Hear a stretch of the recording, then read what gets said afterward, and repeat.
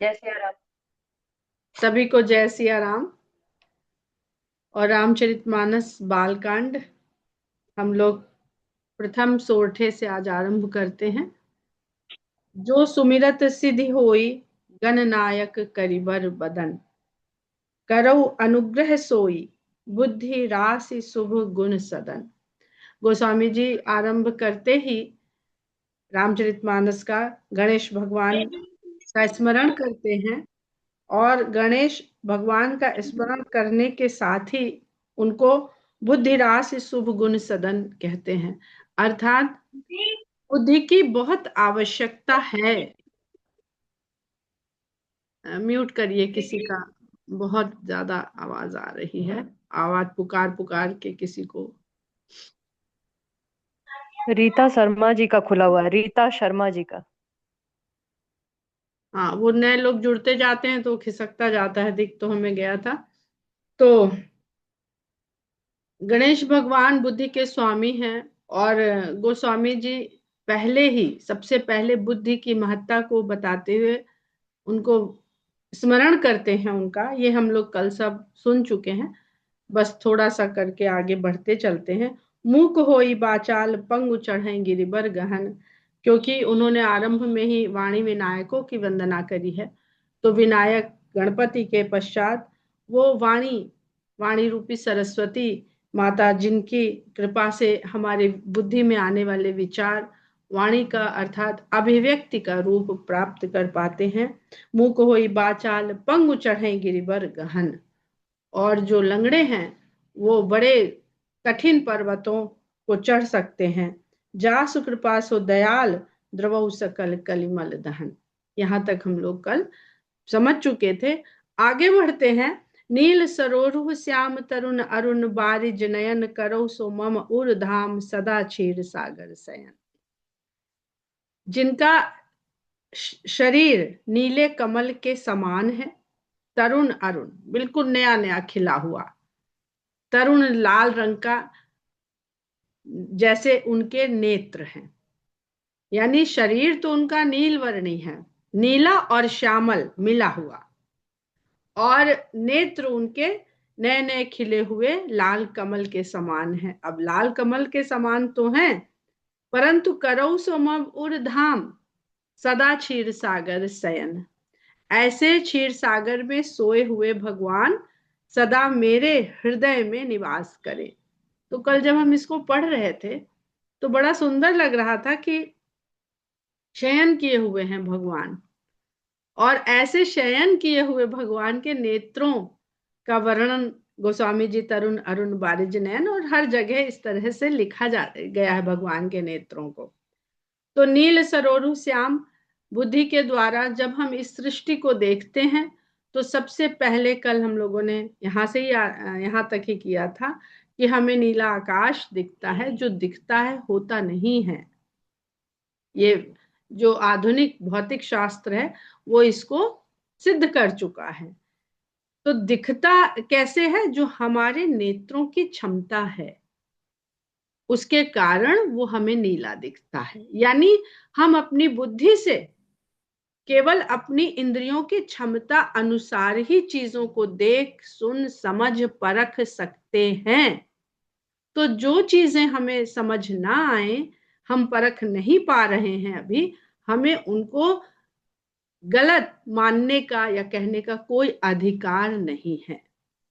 आगे भगवान सोए हुए हैं क्षीर सागर में और उनके नेत्र तरुण अरुण बारिज नयन इस प्रकार के हैं। तो अब देखिए किस प्रकार हमारे ही हृदय में जो भगवान वास करते हैं वो शयन किए हुए हैं, और किस प्रकार हमारे नेत्रों के खुलने की आवश्यकता है, इसको समझने का प्रयास करिएगा।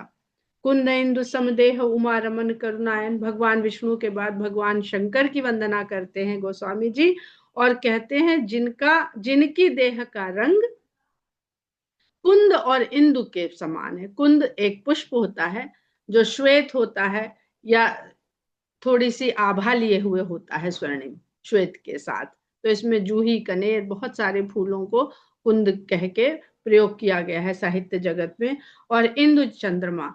तो शंकर भगवान बहुत गोरे हैं, इतने गोरे हैं कि उनका रंग चमकता है। कर्पूर गौरम करुणावतारम, कपूर के समान गोरे हैं। और कपूर को भी ध्यान से देखिए तो उसमें भी एक चमक होती है। तो ऐसी जिनके देह का इस प्रकार का रंग है, और उमा रमन करुणायन, जो पार्वती जी के प्रिय हैं और करुणा के धाम हैं, जाहि दीन पर नेह, जिनका दीनों पर नेह है। तो जहां पर भी भगवान के बारे में बात कर रहे हैं गोस्वामी जी, तो यही हमेशा लिखते हैं कि दीनों पर उनका नेह है। तो सबसे पहले तो हमें अब क्या सीखना है कि क्या हमारे भीतर दीनता का भाव है?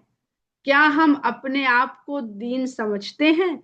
दीनहीन समझेंगे तभी तो मांगने के काबिल बनेंगे। दीनहीन नहीं है तो हमें मांगने की जरूरत क्या है? हमारे पास तो सब कुछ है। दीनहीन न होकर जो मांगा जा रहा है वो लोभ है, लालच है, इच्छा है, उसका कोई अंत नहीं है। तो मांगने से पहले हम वही तो मांगेंगे जो हमारे पास नहीं है। तो जो नहीं है इसका मतलब वहां पर हम दीन हैं। तो जा ही दीन परने हैं। तो अगर हमें भगवान का स्नेह चाहिए, हम अपने आप को उसका पात्र मानते हैं, तो हमें दीन होना पड़ेगा। करो कृपा मर्दन मयन, और मर्दन करने वाले मयन का, मयन यानी मदन यानी कामदेव का, कामदेव का मर्दन करने वाले हे शंकर भगवान हम पर कृपा करिए। तो पहले ही गोस्वामी जी ये भी बता देते हैं कि दीन तो होइए, अपने भीतर से सभी काम वासनाओं को मर्दन कर दीजिए। किसी भी कामना को रखते हुए अपने भीतर भगवान की कृपा प्राप्त नहीं हो सकती है। भगवान हमारी कामनाओं को पूरा करने की कोई एटीएम मशीन नहीं है। उनका रिश्ता केवल प्रेम से है। आगे कहते हैं, बंदो गुरु पद कंज कृपा सिंधु नर रूप हरि। गुरु की चरण वंदना करते हैं और कहते हैं नर रूप हरि। वैसे तो गोस्वामी जी के जो गुरु थे उनका नाम नरहरि दास था। तो ऐसा भी लोग मानते हैं कि वहां पर वह अपने गुरु की ही वंदना कर रहे हैं। और ऐसा भी मानते हैं कि गुरु इस संसार में हरि का ही मनुष्य रूप है। जो भी गुरु है, जिसका भी जो गुरु है, वो इस धरती पर उसके लिए हरि का ही रूप है। तो उसकी वंदना करते हैं। और इस धरती पर जो कृपा सिंधु है वो गुरु ही है। महामोहतम पुंज जासु बचन रवि कर निकर, जिनके वचन सूर्य की उन किरणों के समान है जो महामोह रूपी अंधकार के समूह को नाश कर सकते हैं। तो यहाँ पर गोस्वामी जी जो एक एक बात बता रहे हैं कि अंधकार केवल मोह है। ये अंधकार रात्रि का अंधकार नहीं, तम तम जो अंधकार है वो केवल मोह से उत्पन्न होने वाला जो हमारे भीतर भाव है वही अंधकार है। और गुरु के वचन उसमें सूर्य की किरणें हैं। तो हमको कोई भी चीज को देखने समझने के लिए दो वस्तुओं की बहुत आवश्यकता है। एक तो हमारे नेत्र खुले हों और दूसरे सूर्य का प्रकाश हो। लाख सूर्य का प्रकाश हो, हमारे नेत्र बंद है तो भी तम है। और लाख हमारे नेत्र खुले हों, सब कुछ यहाँ पर उपस्थित है, लेकिन प्रकाश नहीं है तो भी हमारे लिए तम है। तो दो वस्तुएं हमारी बुद्धि की, जो बुद्धि की बात करी है, तो बुद्धि तक जो दृश्य का जाता है वो हमारे नेत्रों के द्वारा जाता है। नेत्रों के लिए दो कंडीशन बहुत आवश्यक है कि प्रकाश की उपस्थिति, रवि कर निकर, और नेत्रों का खुला होना। आगे कहते हैं कि बंदो गुरु पद पदुम परागा, सुरुचि सुबास सरस अनुरागा। बंदो गुरु पद पदुम परागा, गुरु के चरणों की जो धूल है वो पुष्प के पराग के समान है। जो फूल का, पुष्प का पराग होता है उस, म्यूट रखिए प्लीज, मेरे भी सब निकल जाता है। बन्नो गुरुपद पदुम परागा, सुरुचि बहुत ही सुरुचिपूर्ण है, सुंदर है। सुबास, उसमें सुंदर गंध है, सुवासित है, सुगंध से भरी हुई है। सरस है। इस धूल की बात नहीं है जो धूल हम लोग अपने देखते रहते हैं आसपास। सरस अनुरागा, अनुराग से भरे हुए है। तो अभी हम लोग ने फल की बात करी थी, ये सब देखिए तो फल के ही गुण हैं। सुस्वाद होता है, सुगंध होती है, और बढ़िया रसीला होता है।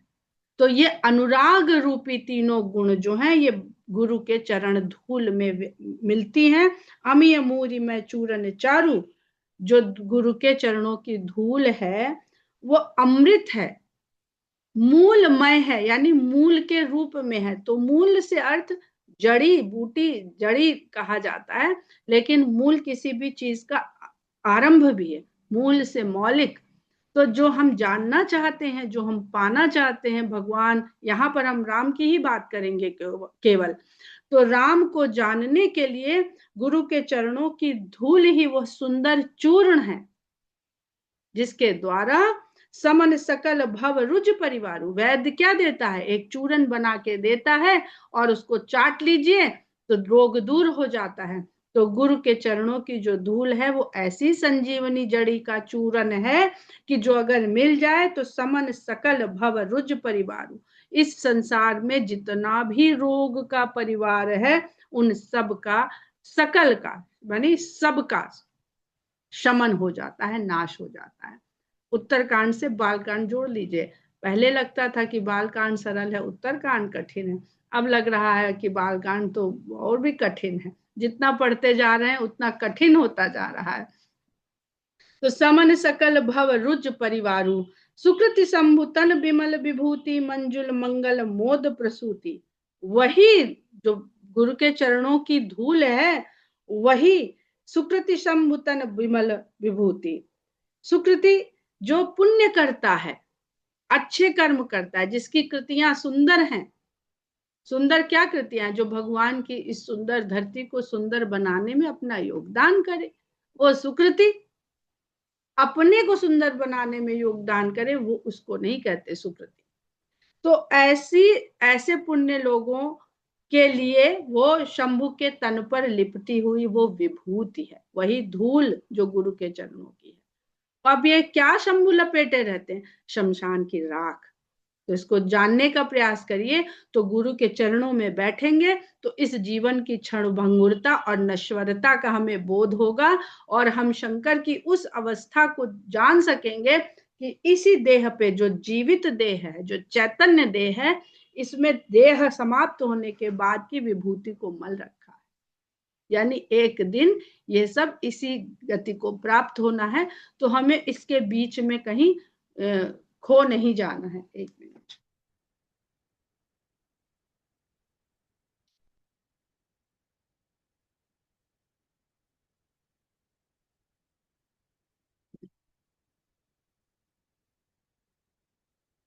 सुकृति संभुतन विमल विभूति, विमल विभूति है, निर्मल, मंजुल मंगल मोद प्रसूति। और यही विभूति सुंदर भी है, सुंदर है, भयानक नहीं है, सुंदर भी है, मंगलकारी भी है, और मोद प्रसूति, मोद को जन्म देने वाली है, प्रसूति प्रसव करने वाली। जो अभी अभी प्रसव हो वो प्रसूता कहलाती है।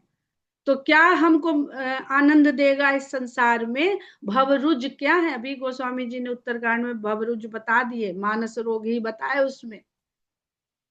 क्योंकि देह के रोगों का तो इलाज वैद्य के पास है, मन के रोगों का इलाज केवल गुरु के पास है। और अगर हम इन भव रोगों का इलाज करने के लिए गुरु की, शंकर की, राम की शरण जाते हैं, उनके चरण में बैठते हैं, तो ही हमको आमोद प्रमोद आनंद इसकी प्राप्ति होती है। जो लोग बहुत भयभीत रहते हैं, देह से बहुत आसक्त होते हैं, वो आनंद में नहीं रहते, सदा एक भय में, एक असुरक्षा में घिरे रहते हैं। कहीं ना कहीं देखेगा उनके मन में इस जीवन की जो सार्थकता है, जो आनंद में रहते हैं, उनको कहीं ना कहीं उनके भीतर रहता है कि आज है तो कल नहीं है, आज है तो अगले पल नहीं। जन मन मंजु मुकुर मलहरनी, किए तिलक गुण गन बस करनी। अब पुराने जमाने में जो बर्तन मांजे जाते थे वो राख से मांजे जाते थे। तो जन मन मंजु मुकुल मलहरनी, जन मन लोगों के मन रूपी जो सुंदर दर्पण है उनके मल को हरने वाली है। दर्पण तो बड़े धुंधले हो गए हैं, तो उसको मांजे अगर हम इस धूल से, इस विभूति से, तो वो स्वच्छ हो जाएंगे, चमक उठेंगे। किए तिलक गुण गण बस करनी, और अगर इस विभूति से तिलक कर लिया तो सारे गुणों के समूह को अपने वश में कर लेंगे। अब यहाँ पर विभूति का टीका लगा के घूमने से मतलब नहीं है, उसके अर्थ को, तात्पर्य को समझने का और स्वीकारने का अर्थ है। तो गोस्वामी जी ने नेत्र बता दिए, उसके बाद सूर्य के प्रकाश की किरणों का जिक्र कर दिया, और दर्पण का जिक्र बहुत कम जगह है। आप लोग कभी ध्यान दीजिएगा तो लंका कांड में दर्पण का कहीं जिक्र नहीं है, और बाल कांड में दर्पण का जिक्र शायद 3-4 बार है। 3 बार तो भी हमें याद पड़ रहा है, एक अभी है, एक नारद प्रसंग में है, और एक दशरथ प्रसंग में है, अयोध्या कांड में है, दशरथ जी के साथ अयोध्या कांड में है। तो दर्पण की, मन दर्पण की कितनी महत्ता है, क्योंकि हम लोग पहले भी पढ़ चुके हैं कि ये संसार जो है ये प्रतिबिंब है, और प्रतिबिंब को फिर अगर हम प्रतिबिंब कर देंगे तो ही हम बिंब को देख पाएंगे। ये भौतिक शास्त्र का सिद्धांत है। उल्टे का उल्टा सीधा होता है, हमारी आंख में ऐसे ही सीधे चित्र बनते हैं। उल्टा बनता है, फिर उल्टे का उल्टा बनता है, तो सीधा हो जाता है। तो हमारे भीतर बॉडी में पूरा फिजिकल सिस्टम भगवान ने दे दिया कि समझ सको तो समझो, नहीं तो वैसे भी आनंद है, नहीं समझे तो उसको आनंद नहीं है, ऐसा कहीं नहीं है। श्री गुरु पद नख मणिगण ज्योति, सुमिरत दिव्य दृष्टि ही होती। और धूल के नीचे क्या है? श्री गुरु के चरणों के नाखून है। नाखून मणिगण ज्योति, मणियों के समान उसमें ज्योति है, जिसका केवल स्मरण करने से, अब धूल तो हम ले जा सकते हैं, नाखून थोड़े ना उखाड़ के ले जाएंगे गुरु का, तो उसका स्मरण करना है। जितनी बार हम चरण स्पर्श करेंगे, हम अपनी आंखों से देखेंगे, तो वो हमें हमारे स्मृति पटल पर बने रहेंगे गुरु के चरण, तो उनका हमें स्मरण करने से ही सुमिरत दिव्य दृष्टि ही होती। उसका स्मरण करने से ही हृदय की दिव्य दृष्टि हो जाती है, हृदय की। ये भौतिक आंखों की बात नहीं कर रहे हैं, बहुत एक एक। और यहाँ पर ध्यान दीजिएगा तो गोस्वामी जी सारे जो मर्म है वो हर शब्द में बताते चल रहे हैं। अगर यहाँ के मर्म याद रखेंगे तो आगे रामचरितमानस को समझना सरल रहेगा। और मर्म सूत्र फॉर्मूला भूल गए तो बार बार पलट के पीछे देख लीजिए, आपके हाथ में ग्रंथ है, कोई मुश्किल बात नहीं है। दलन मोह तम सो सप्रकाशु, उसका जो प्रकाश है वह मोह रूपी तम को, मोह रूपी अंधकार को नष्ट करने वाला है। बड़े भाग उरावई जासु, बहुत ही भाग्य से जिसके हृदय में ये स्मरण आ जाता है, उसके हृदय की दिव्य दृष्टि खुल जाती है, और उसके मोह रूपी अंधकार सारे नाश हो जाते हैं। तो दोनों चीज उन्होंने कह दी कि आंख भी हो, प्रकाश भी हो, तभी हमें मोह रूपी अंधकार दूर होगा हमारे भीतर से। उघर ही विमल बिलोचन ही के, आगे कह उघर यानी उघर जाना, खुल जाना। उघर ही विमल बिलोचन ही के, हृदय के ऐसे निर्मल नेत्र फिर खुल जाते हैं। मिट ही दोष दुख भव रजनी के, और इस संसार में जो दुख रूपी रात्रि है, अंधकार रूपी रात्रि है, जो दोषों से भरी हुई है, दोष दिखता नहीं अंधकार में, प्रकाश होगा, आंखें खुली होंगी, और विवेक रूपी आंखें खुली होंगी, तो हम गुण और दोष का भेद कर पाएंगे। तो सारे दोषों, कोई अपने आप से मल को, गंदगी को अपने साथ रखना नहीं चाहता है, लपेटना नहीं चाहता है। सूझई रामचरित मणि मानिक, गुप्त प्रगट जहां जो जही खानिक। और जब ऐसा प्रकाश होता है, ऐसे नेत्र खुल जाते हैं, तो रामचरित, अब रामचरित मानस हम लोग पढ़ने जा रहे हैं ना, भगवान शंकर के मन से बसी हुई कथा। तो राम के चरित्र में जितने भी मणिमाणिक यहाँ पे गुप्त रूप से छुपे हुए हैं या प्रगट रूप से ऊपर आ गए हैं, पूरी खान भरी हुई है ये रामचरितमानस। भगवान की लीला में, एक एक लीला में, एक एक शब्द में, अभी हम लोगों ने शब्द और अक्षर की बात करी थी, हर अक्षर अपने आप में एक मणि है या माणिक्य है, वो सब प्रकट हो जाएंगे, चाहे वो गुप्त हो चाहे वो प्रकट हो। जथा सुअंजन अंजिद्र साधक सिद्ध सुजान, कौतुक देखत सैल बन भूतल भूरी। निधान। जो सिद्ध लोग हैं, जो जानकार लोग हैं, सुजान शब्द पर इस बार अवश्य ध्यान दीजिएगा कि गोस्वामी जी ने सुजान कहाँ कहाँ लिखा है। जो साधना के द्वारा सिद्ध किए हुए सुंदर ज्ञानी लोग हैं, वो इसी अंजन से अपनी आंखों को आंजते हैं। यानी ये जो काजल बनाते हैं भगवान गुरु के चरणों की धूल का, उसको अपने आंखों में लगाते हैं। कौतुक देखत सैल बन, और इस लीला को ऐसे देखने लगते हैं, कौतुक देखत सैल बन भूतल भूरि निधान। वन में देखते हैं, पर्वत में देखते हैं, धरती के भीतर देखते हैं, तो इन मणियों की खान ही खान पाते हैं, खान ही खान पाते हैं। राम नाम मणि दीप धरु जी हृदय हरिद्वार, आगे आएगा। लेकिन खाली राम नाम नहीं है, तो लीलाओं में भी मणियां ही मणियां व्याप्त हैं। गुरुपद रज मृदु मंजुल अंजन नयन अमीय दृग दोष विभंजन। गुरु के चरणों की ये धूल ही वो सुंदर और कोमल काजल है, लगता नहीं, जरफराता नहीं है, कोमल है बहुत। वही वो कोमल अंजन है। अंजन और निरंजन को भी हम लोग बात करेंगे। अब भगवान निरंजन है, लेकिन उनको देखने के लिए ये अंजन लगाना पड़ता है। बिना अंजन लगाए वो निरंजन दिखता नहीं है। और निरंजन को अंजन लगाने का मतलब है भक्त उस अंजन लगाते हैं और चाहते हैं कि तुम दिखो, तो भगवान को भी उस निरंजन को अंजन से दिखने के लिए थोड़ी सी इस संसार की जो कहते हैं ना कालिमा अपने ऊपर धार चढ़ानी पड़ती है, ताकि वो दिख सके। निरंजन तो दिख नहीं सकता। तो लीला में बहुत सारी ऐसी चीजें होंगी जो कभी कभी लोगों को दोष लगेंगी, अनेक लोगों को लगती हैं, केवल उनको ये दोष नहीं लगती हैं जिनकी आंखों में ऐसा पवित्र अंजन लगा होता है, साधना का, सिद्ध का, गुरु के चरणों के प्रेम का। नयन अमीय दृग दोष विभंजन, वो नैनों के लिए अमृत के समान है, ऐसा काजल जो नैनों के सारे दोषों को नष्ट कर देता है। दोष दृष्टि में होता है, दोष भगवान में नहीं होता है। अब कैसा काजल लगाया है? सांसारिक काजल लगाया है तो भगवान में दोष दिखेंगे, मनुष्य दिखेंगे, वो बहुत उनके कमियां दोष हम लोग दिन भर जीवन भर निकालते रहेंगे, उत्तर देते रहेंगे, कुछ लोग पूछेंगे, और अगर नहीं है तो हमें वो मणियों के रूप में ऐसे ही प्रकाशमान दिखते रहेंगे। ते ही कर विमल विवेक विलोचन बरनौ रामचरित भव मोचन। ते ही कर विमल, ऐसे ही काजल से मैं अपने विवेक रूपी लोचन को निर्मल करता हूँ, लगाता हूँ अपनी आंखों में, और रामचरित जो भव के से मुक्त कराने वाला राम का चरित्र है उसका वर्णन करता हूँ। बन्नो प्रथम महिसुर चरना मोह जनित संशय सब हरना।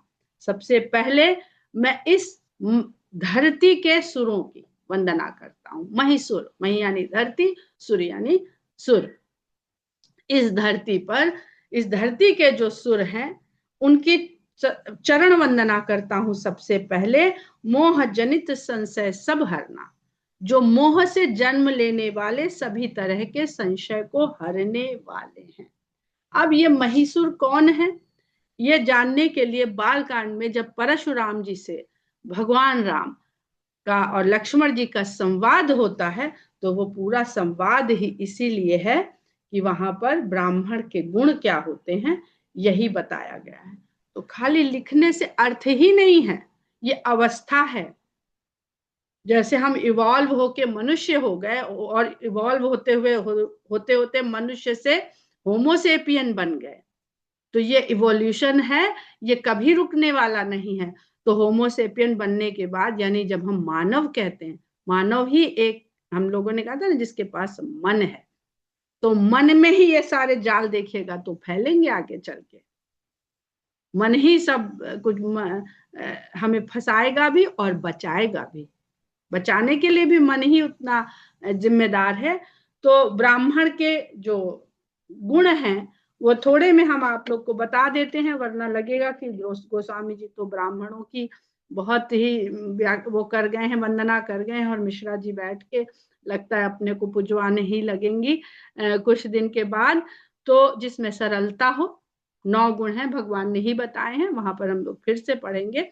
सरलता हो, तपस्वी हो यानी तपाने वाला हो, किसी भी कष्ट से जिसका कोई डरता ना हो, डरने का मतलब कष्ट से, तपस्या, तपस्या का अर्थ यही है। संतोषी हो, जितना प्राप्त हो उसमें संतुष्ट रहे, क्षमाशील हो, जितेंद्रिय हो, इंद्रियों का दमन जिसने सीख लिया हो, जितेंद्रिय हो, दाता हो, दान करने की जिसके अंदर प्रवृत्ति हो, शूर हो, बहादुर हो, परशुराम जी में शूरता बहुत थी, तो शूरता भी ब्राह्मण का गुण है, दयालु और दया करने वाला हो, ब्रह्म ज्ञानी हो। तो अगर हम देखेंगे तो इस तरह मानव से ब्राह्मण होना भी एक स्टेज है, इसीलिए कभी उसे द्विज, कभी विप्र, कभी ब्राह्मण, कभी महिषुर, इस तरह से कहा गया है। ये गोस्वामी जी ही जानते हैं कि वो किस ब्राह्मण को किस उपाधि से वो वहां पर संबोधित कर रहे हैं। अभी मेरे अंदर वो क्षमता नहीं है। बहुत सारे विद्वान इस समय भी ऐसे हैं यहाँ पर हमारे देश में या विदेशी धरती पर, जो इन सब रहस्यों को भी जानते हैं कि किसे गोस्वामी जी महिषुर लिखते हैं, और किसे विप्र लिखते हैं, किसे द्विज, और किसे ब्राह्मण, और किसे पंडित, किसे ज्ञानी इत्यादि। लेकिन मोटा मोटा इसको समझ के चलिए तो इतना हम लोगों को ज्ञात रहेगा कि गोस्वामी जी किस ब्राह्मण की वंदना कर रहे हैं। तथाकथित ब्राह्मण ब्राह्मण है, लेकिन कहीं कोई एक चौपाई ढूंढ के दिखाइए जहां पर गोस्वामी जी ने उससे ब्राह्मण लिखा हो। ज्ञानी तो कहा होगा, लेकिन ब्राह्मण कहीं नहीं लिखा है, क्योंकि वो एक अवस्था है। ज्ञान अपने साथ इतने सारे दोष ले आता है, वो सारे दोष ले आया, और ये यहाँ पर यही सब कुछ गोस्वामी जी ने वर्णन कर दिया है। तो बन्नो प्रथम महिषुर चरना, मोह जनित संशय सब हरना, सुजन समाज सकल गुण खानी। फिर सज्जनों की वंदना करते हैं। अब देखिए ऊपर उठता जा रहा है, क्रम ऊपर उठ रहा है। सुजन समाज सकल गुण खानी, जो जो सज्जनों का समाज है वो सभी गुणों की खान है। करो प्रणाम सप्रेम सुबानी, ऐसे सज्जनों को मैं प्रेम सहित सुंदर वाणी के साथ प्रणाम करता हूं। और उसके ऊपर साधु चरित शुभ चरित, साधु चरित शुभ चरित कपासु, तो सज्जन से ब्राह्मण से ऊपर सज्जन, सज्जन से ऊपर साधु। साधुओं का चरित तो शुभ कपास के चरित्र के समान होता है, जो नीरस विशद गुण में फल जासु। साधुओं का चरित्र क्या है कि उनका जीवन नीरस होता है, वो विषय रसों के पीछे उसमें नहीं है, कोई रस नहीं है साधुओं के जीवन में, तो नीरस है उनका जीवन। विशद बहुत विस्तृत है, बहुत बड़ा है, विशाल है, पवित्र भी है, पर साथ में विशद है, गुणमय और गुणों से भरा हुआ है। उनका जीवन रूपी का जो उनके जीवन का जो फल होता है वो ऐसा होता है, जो सही दुख परिच्छिद्र दुरावा, जो स्वयं दुख सह कर भी दूसरों के दोष यानी छेदों को ढांकते हैं, ये साधु का चरित्र होता है। वंदनीय जहि जग जस पावा, और इसी कारण वो वंदनीय होते हैं, और इसी कारण उनको संसार में यश मिलता है। तो कपास पीटा जाता है, फिर तंतु बनाया जाता है, फिर धागा बनाया जाता है, धागा बनाने के बाद उसको चढ़ाया जाता है करघों पर, और फिर बुना जाता है। कितना उसको कष्ट मिलता है, लेकिन जब वो ढकता है ऐसे ही लोगों को, तो उनके सौंदर्य को बढ़ा देता है। जो ये सब प्रक्रिया उसके साथ कर रहे हैं, उन्हीं के तन को भी ढकता है, यानी जो ढकने लायक अंग प्रत्यंग है उनको तो छुपाता ही है। सुंदरता भी, सौंदर्य भी बढ़ाता है। बहुत सुंदर नीचे उसके अर्थ लिखा हुआ है कि सुई जहां छेद करती है, सुई का काम है कपड़े पर छेद करना, वहां पर भी वो धागा कपास से बना हुआ उसको ढक देता है। न केवल भरता है ना, तो छेद तो भर गया, तो न केवल ढकता है बल्कि सिलने के बाद देखे तो कैसा सुंदर दिखता है। मुद मंगलमय संत समाजू, और उसके बाद संत समाज को कहते हैं जो जग जंगम तीर्थ राजू, जो संतों का समाज है। साधुओं के बाद संतों का समाज, क्योंकि संत समाज के लिए कुछ देना चाहता है, आनंद देना चाहता है, वो मुद मंगल में है, आनंद और मंगल दोनों देने वाला है। जो जग जंगम तीर्थराज, जो चलता फिरता तीर्थराज है, तीर्थराज यानी प्रयाग। बहुत सुंदर चौपाई है। राम भक्ति जहाँ सुरसर धारा, सरसई ब्रह्म विचार प्रचार। अब प्रयागराज तीर्थ में 3 नदियां बहती हैं, तो कहते हैं कि जहां पर वो संतों के समाज में जो राम भक्ति की चर्चा होती है, वो गंगा की धारा है। राम भक्ति जहां सुरसरी धारा, राम की भक्ति गंगा की धारा है, और सरसई ब्रह्म विचार प्रचारा, और उस राम भक्ति के पीछे भीतर गूढ़ता से जो ब्रह्म विचार को प्रचार किया जा रहा है वो सरस्वती है। सरस्वती गुप्त है, सरस्वती दिखती नहीं है, गंगा खूब दिखती है, यमुना को भी समेट लेती है और केवल गंगा दिखती रह जाती है संगम के बाद। तो जो ये जान लीजिए कि इस रामचरितमानस में आपको जगह जगह पर पूरे मानस में ब्रह्म विचार मिलेगा। उसको हम जान पा रहे हैं कि नहीं, क्योंकि वो तो गुप्त है। उसको जानना ही, अगर राम कथा पढ़ी, रामचरितमानस गाई और उस ब्रह्म विचार को नहीं समझा जो प्रचार किया जा रहा, सरसई, सरसई यानी सरस्वती, सरसई ब्रह्म विचार प्रचारा, विधि निषेध में कलिमल हरनी, कर्म कथा रविनंदन बरनी। और जो विधि में यानी जो वेदों में लिखा हुआ है ना, विधि का जो नियम बनाए गए हैं, निषेध में ये करो ये न करो, जो धर्म के द्वारा, वेद के द्वारा ही धर्म आगे बढ़ा है। कलिमल हरनी, वो कलयुग के सभी दोषों को हरने वाली यमुना नदी, रवि नंदनी, रवि की पुत्री, रवि की पुत्री यमुना नदी है जो कर्म कथा का वर्णन करती है। तो यानी इस संसार में त्रिवेणी का क्या, संगम का पहले अर्थ बताते हैं और फिर कहते हैं हरिहर कथा विराजित बेनी, सुनत सकल मुद मंगल देनी। बेनी जहां भी आएगा तो वो वेणी नहीं है, यहाँ पर त्रिवेणी को बेनी लिख रहे हैं गोस्वामी जी। तो ये जो त्रिवेणी है प्रयागराज संगम में, तो राम की कथा के साथ साथ जो हरि और हर की कथा साथ में चलेगी, वो इसमें विराजमान सुंदर त्रिवेणी है, जिसको सुनने से सभी प्रकार के मंगल और आनंद प्राप्त होते हैं, जो देने वाली है। बटु विश्वास अचल निज धर्मा, गोस्वामी जी आरंभ में ही वट के बारे में बता देते हैं। अब जहां जहां वट आएगा तो आपको ये ध्यान रखना है कि यहाँ पे विश्वास की भी बात हो रही है। जो प्रयागराज में सब लोग वट का दर्शन करने जाते हैं, तो क्या है प्रयागराज, चलता फिरता है, हमें वहां नहीं जाना है। रामचरितमानस चलता फिरता प्रयागराज है, और विश्वास ही इसके किनारे पर बसा हुआ वट का वृक्ष है। अचल निज धर्मा, जो धर्म में अटल विश्वास है वही वट है। तीर्थराज समाज सुकर्मा, और तीर्थराज में जो समाज रहता है वो सुंदर कर्म है जो मनुष्य के द्वारा, यानी हम इसको पढ़ें, जाने, आनंद लें, तो अपने कर्मों को भी सुंदर तो बनाएं। खाली डुबकी लगा के चले आए तो उसका मतलब नहीं है। वही यहाँ भी है, खाली सुनने की डुबकी लगाई और चले गए। सब ही सुलभ सब दिन सब देसा, सेवत सादर समन कलेसा। सभी को सब दिन सब स्थान सब जगह सुलभ है। बहुत लोग हमसे पूछते हैं इस समय पढ़नी चाहिए कि नहीं, उस समय पढ़नी चाहिए कि नहीं, इधर बैठ के पढ़नी चाहिए कि उधर बैठ के पढ़नी चाहिए। अरे भैया देख लो, उसमें खुद ही लिखा है, हम अपने मुंह से क्या कहें। सब ही सुलभ सब दिन सब देसा, कभी पढ़िए, कहीं पढ़िए, कैसे पढ़िए। सेवत सादर, अगर आदर सहित सेवन किया जाए, इसका सेवन आदर सहित किया जाए तो सभी तरह के क्लेशों का नाश होता है। अकथ अलौकिक तीर्थ राउ, दई सद्य फल प्रगट प्रभाव। ये ऐसा तीर्थराज है जो अकथनीय है, अलौकिक है। वो लौकिक की बात यहाँ नहीं कर रहे हैं गोस्वामी जी, वो इस लौकिक जो भगवान इस लोक में आए, उस लोक में उनकी जो लीला कहेंगे, उसमें जो जो कुछ भी अलौकिक है वो सब बालकांड में हमको बता दे रहे हैं, ताकि आगे गुणा भाग करने में हमें कोई परेशानी ना हो। अकथ अलौकिक तीर्थ राव, ये तीर्थराज अकथनीय और अलौकिक है, और इसका प्रभाव ये है कि इसका फल तुरंत प्राप्त होता है। सुनि समुझहि जन मुदित मन मज्जहि अति अनुराग। इसको देखिए, अभी हम लोग ने राम चर्चा उस दिन करी और गोस्वामी जी साफ साफ लिख रहे हैं, सुन समुझहि जन मुदित मन, सुनकर समझें।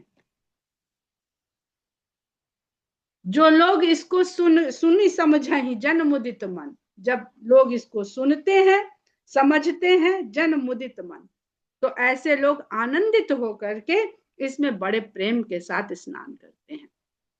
लहहि चारि फल अछत तन, और तन साधु समाज प्रयाग, और साधुओं के समाज प्रयाग में वो चारों फलों को, जो पुरुषार्थ हैं चार प्रकार के, उन फलों को शीघ्र प्राप्त करते हैं। अवश्य लहाही माने लाभान्वित होते हैं।